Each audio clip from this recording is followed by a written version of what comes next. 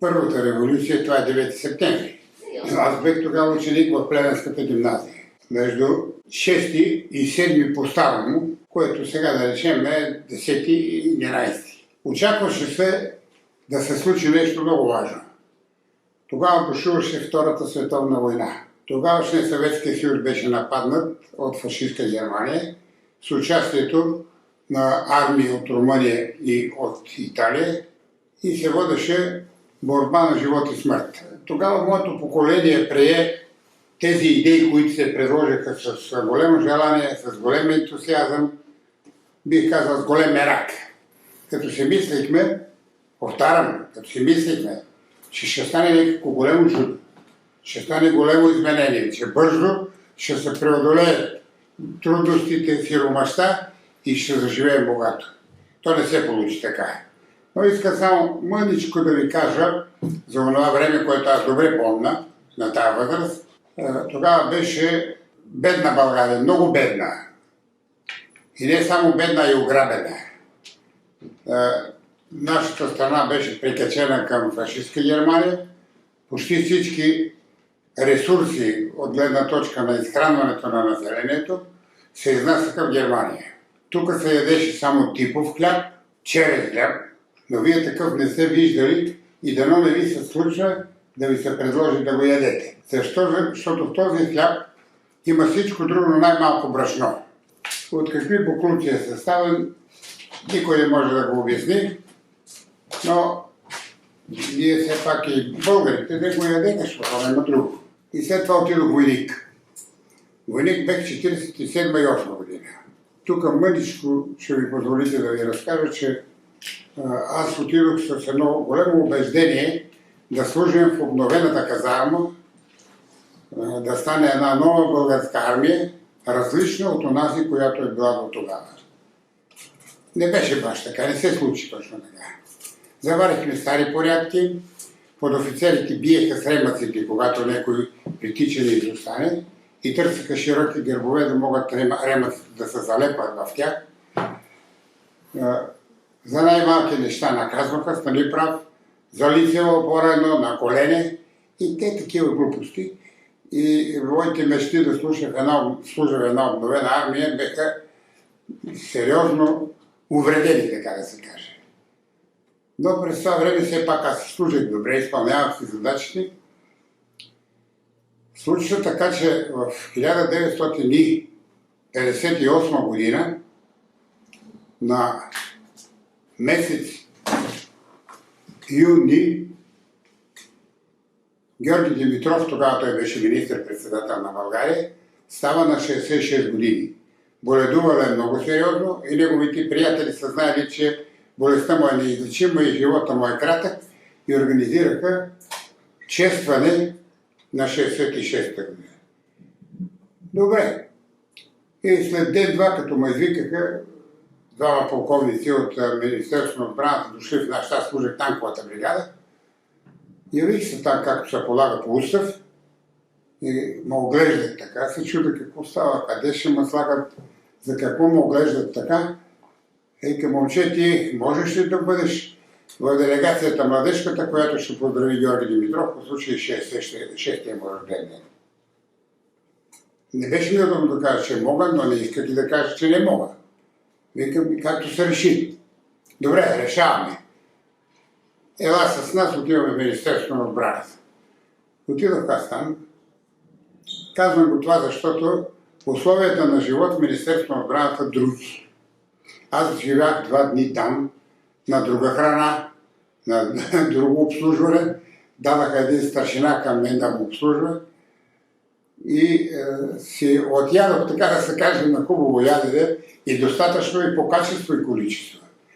И трябва да науча приветствието, което е написано на една страница и ако намеря за необходимо да внеса подобрение, промени. Аз внесох 2 неща само и научих го наизуст, колко му е една страница. Изпитват ме полковници и викат, много добре, но продължавай пак. Чуех се какво да продължавам, но продължава. Те излезат и аз гледам из прозореца, чета го. И минаха 2 дни. Поздравлението стана на площад 9 септември, там където е Българска народна банка сега, беше устроена една голема естрада. Оттам всеки от нас, от младеж, младежите беха, един младеж приветства от името на цялата младеж. Едно момиче приветства от Варна, приветства от името на цялата работническа младеж. Едно момче приветства от името на всички земеделски работници от Ломския край. После доде моя ред, студенти и ученици и така нататък и свършихме. И дигнах в една нова Шкода, нов камион, автомобил. Ние не бехме виждали такава нова кола, чешко производство, подарена от Клемен Готвард, тогава президент на Чехословакия, на Георги Димитров, и той веднага дарява на пионерския дом, който току-що беше създаден. Но първи ще се возим ние в този автобус до резиденция, правителствена резиденция източно от София. Там беше базата на Министерския съвет. И малко така, извинете да се пошегувам, ни трепериха гащите, защото не сме виждали нито такива хора, нито такава обстановка, но както да е, опитвахме се да вървим в строя. И слезахме в една зала. Залата е много голема. Представете си, че това е залата, там където е екрана сега. Залата е разделена от една стъклена стена и в малката зала са младежите, а в другата големата зала са гостите, които ще поздравят Димитров. Димитров дойде и вземала една чаша с червено вино и се ръкува с всеки един от нас и казва на здраве, на здраве. Но не пие никак. И разпита всеки един от нас. Имаше майка, баща, братя, сестри. Добре ли е службата? Ние не сме доволни, и да не сме нещо доволни. И добре, разбира се. И той каза, много ми е драго, че сте дошли да ме поздравите. Хайде на здраве сега, пиенете си и си капнете хубаво.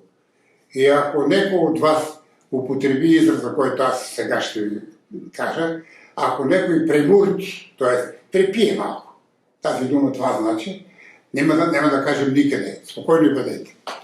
И отиде при възрастните.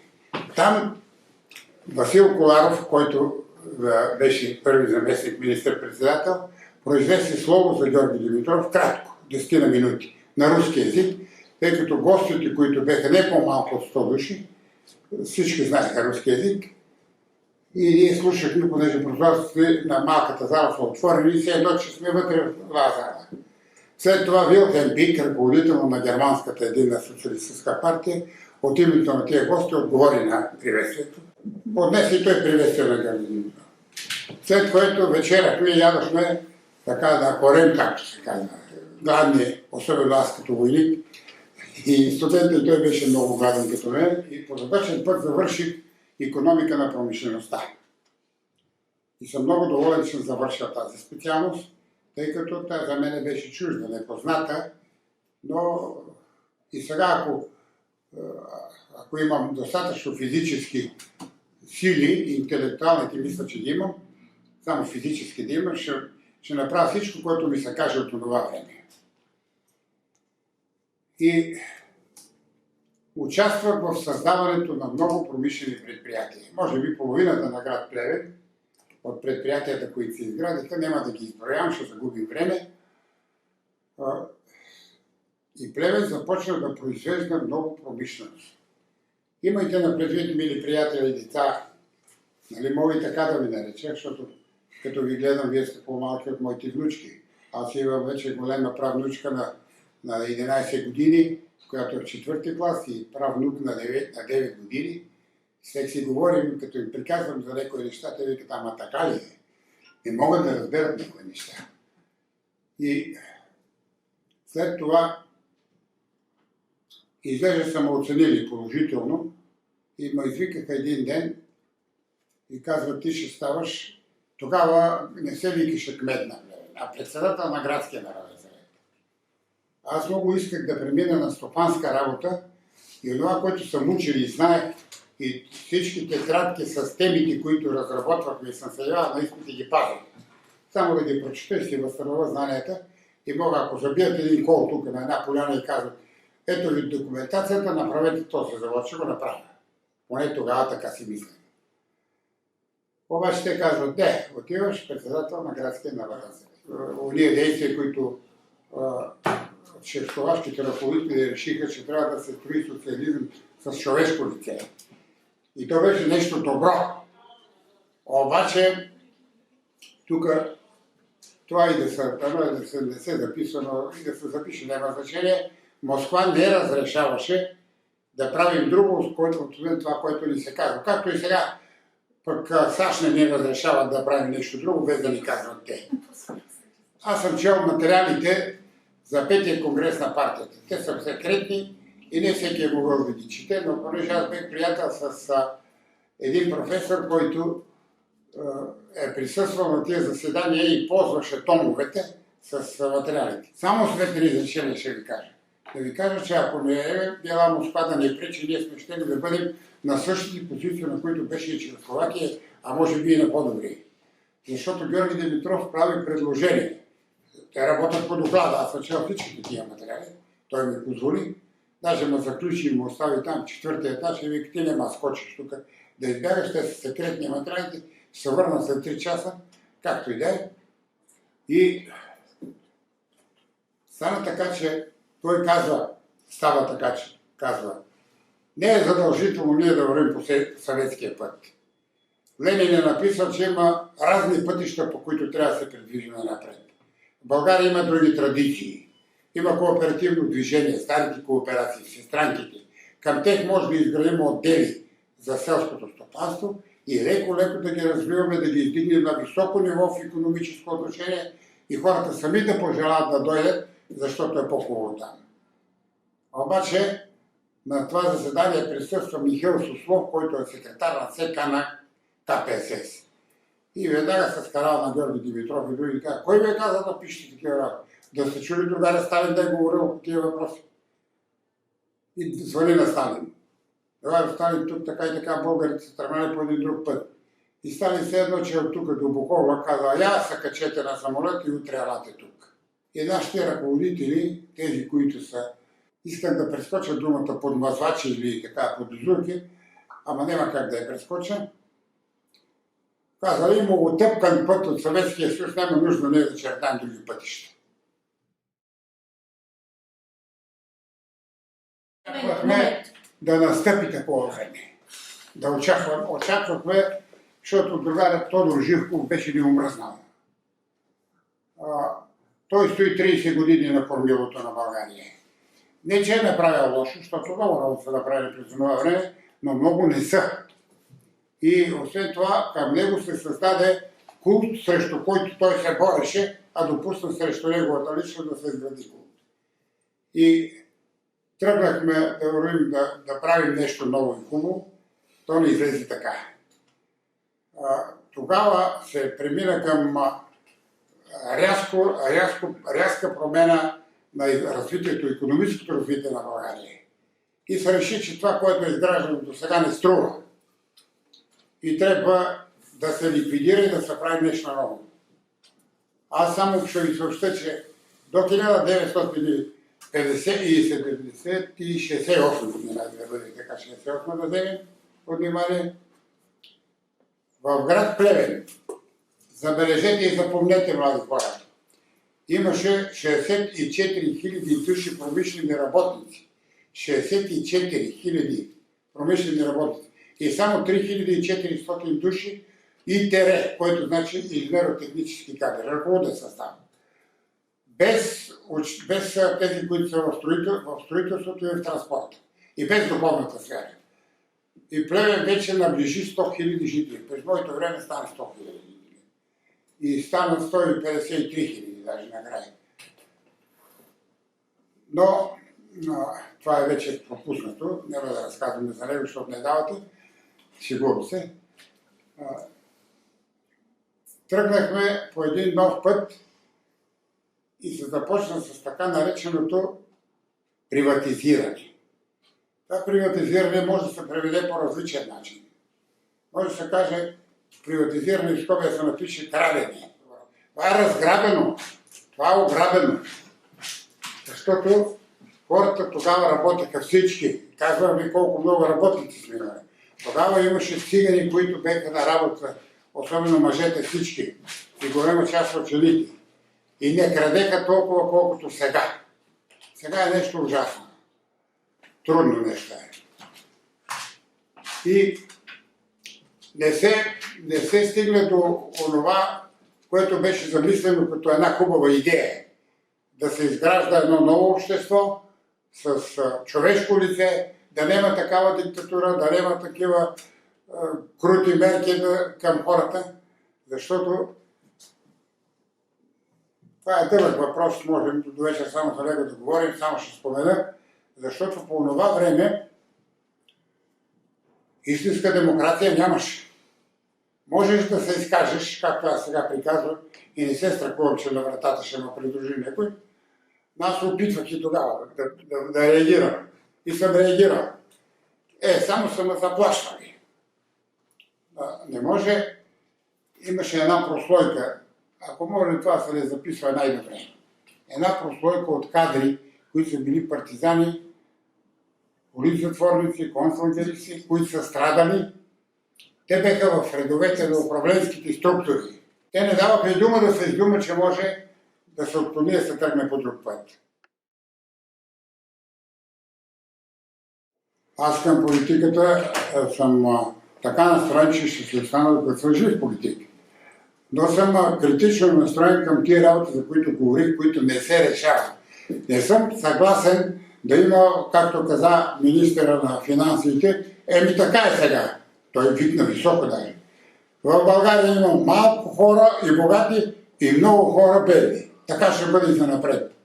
Това не трябва да става. Трябва да няма бедни. Нека да има богати, но да няма бедни хора. Нашия град няма икономика. Това е основният проблем.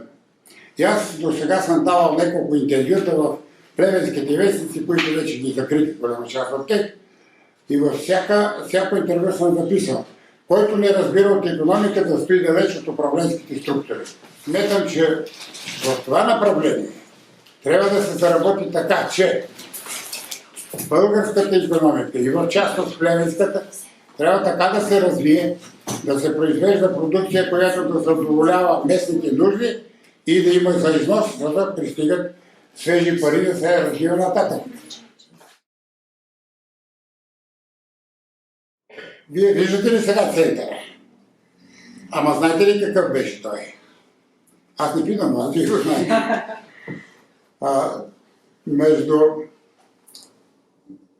Там имаше още една голема група сгради, стари. Някои от тях са прогизнали покриви, изоставени, някои се използваха, други почти не се използваха. И по генералния план на Плевен е предвидено те да се срутат и да се образуват този площад, който стана сега. Сега аз имах големия късмет и удоволствието да работя по изграждането на този площад. И вие не знаете, че в този площад има, например, един проходим колектор. Той е дълъг колкото тази маса и широк толкова. 3 метра на 3. И вътре е монтирана цялата водопроводна мрежа от дясната страна, ако това приема, че това е дясната, тъй като водата тече така, са монтирани върху железни релси 3 вида тръби, които са така монтирани. Питеен, условно чиста вода и за оресяване, за измиване. А от другата страна, в скоби, цялата канализация. Вкарахме всичко там. Там са едни тръби по италиански лиценз, които са леко еластични и могат при повреда да се измъкват и да се вкарват други. Иска ми се Плевен да продължи да се развива. Но тогава ние вземахме много пари. Аз казвах на кметовете след мене, защо не строите? Не нямаме пари. А ние нямахме тогава реална власт. Представете ли си, аз съм кмет на Плевен, 8 години съм бил там, това е много време и знаех какво да се прави, обаче непременно Белия дом, това е партийния дом, трябва да ти кажат какво ще бъде. Там имаше умни хора, но имаше и някои, които нищо не разбират. И ти говорят глупости. чули, че трябва да стане еди каквото, чули го, че го има някъде и ти казват така ще бъде. Обясняваш и казва ти, до кога няма да ни слушаш? Слушаш този, който ще ти даде нещо да ти е полезно. Като приказва глупости, няма да го слушаш. Трябва да продължи Плевен да се благоустрои до край. Защото в крайните квартали благоустрояването не е на необходимото ниво. Докато комплексът на Сторгозия е почти изцяло, всички улици са асфалтирани, в Дружба не е така. И в другите краища. Водоснабдяването на Плевен е решено, малко ще се отклоня тук да ви кажа, решено е, може би за 100 години или за повече време, без да се прави нещо съществено.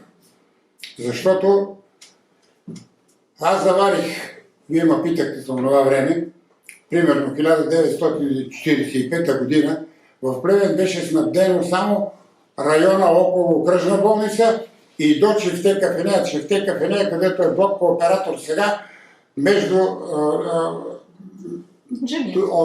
оттам до Медицинския университет, там беше нашата гимназия, мъжката гимназия.